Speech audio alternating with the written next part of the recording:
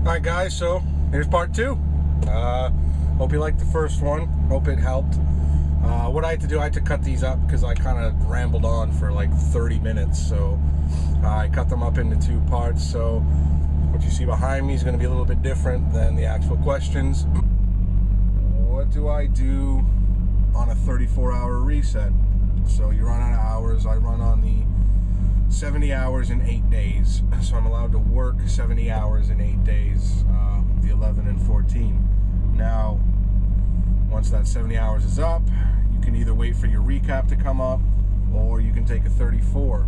If you don't have any recap hours left and you've run the 70 hours out in, 6 days, then you got to take a reset before you can move.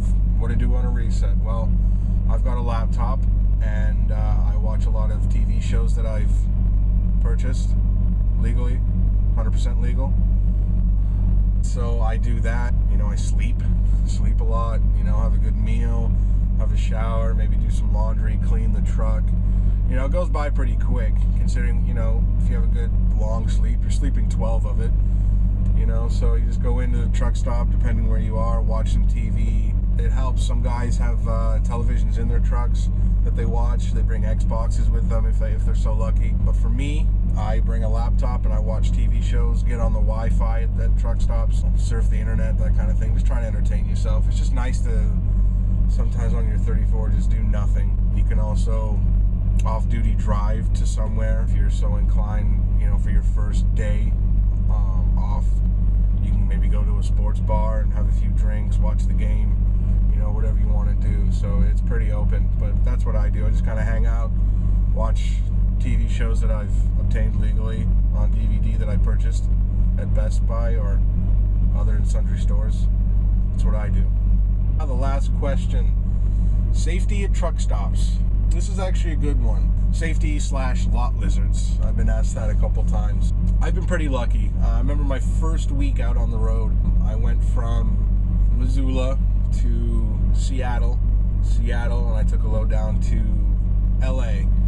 But on the way, I stopped in Fresno at a Fifth Wheel truck stop. I believe it was off the 99. I'm still wet behind the ears, and coming down, and I pulled over in this truck stop. It was late, went and grabbed a sandwich from Subway, came in and just hanging out, watching TV at the time. And I got a knock on the door. I figured it was a driver next to me. So I get out and there's a woman there. And I'm like, I was naive at the time. I'm like, I wonder what she wants. So I peeked my head out, and she ran down the side of my truck. That was weird. And I look out front and there's a cop pulling in. And I'm like, oh. And I think right then I put two and two together. I'm like, oh, lot lizards. So she knocked on my door again 2 or 3 minutes later. Didn't answer. I knew what it was about. So, and that's the one and only time that I've been approached by a truck stop hooker, i.e. lot lizard. For the most part, I've never been had any issues with safety. I've stayed at some pretty rough truck stops before, but lock your doors, just kind of stay in the back. I've got a hammer in here, a knife. If anybody tries to mess with me, I've always got that. But the best thing to do is just lock your truck up as best you can, and just kind of stay with other drivers if you can. Don't be out there by yourself in a bad neighborhood kind of thing, off the side of a road. You're all by yourself. Try and stay around other truck drivers, because when it comes down to it, we're kind of out here with each other, for each other. So I've really never had any problems with that. I've seen lot lizards. I've seen them. They do look like lizards going in and out of trucks, scurrying around and stuff like that. But I've only been approached that once. But I actually wasn't approached because she ran behind the truck. So safety at truck stops. Just keep in a well-lit area if you can. Try and stay around other trucks. When they say, safe haven, get to a safe haven.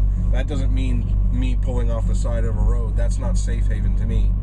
Alright, maybe DOT has another definition of that.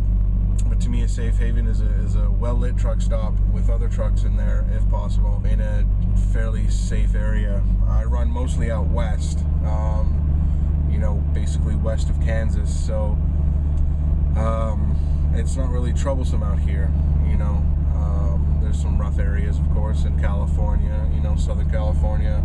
The Ontario truck stop in California is kind of iffy sometimes, but there's a lot of trucks there, so Just lock those doors up and keep safe.